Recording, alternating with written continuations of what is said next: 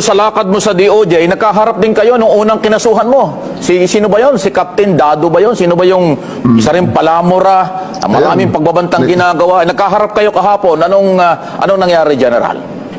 Ayun, nagbabait-baitan po at nagbigay ng counter affidavit niya nang binasa ko kahapon, dinesisyon ko na agad, sinabi ko sa aking lawyer, huwag na tayong mag-submit ng reply affidavit para for resolution na kagad ang kaso. Kasi ako'y naniniwala na wala naman siyang naidepensa at wala naman siyang na-deny doon sa kanyang sinabi. Kaya tingnan natin kung ano sabihin ng piskal at pag sinabi ng piskal, isampa nga sa kaso sa korte, naturalmente, lalabas ang warrant of arrest. Isi-serve ko po yung warrant of arrest personally. At sa observation po ng mga nakakita kahapon, aba nawala yung tapang ni Dado. Nung sa mga social media, kung makapagmurat, makapagbanta sa buhay mo at kung kani-kanino, ganun-ganun lang. Nung magkaharap kayo kahapon, matahimik naman. Natakot yata sa iyo, General.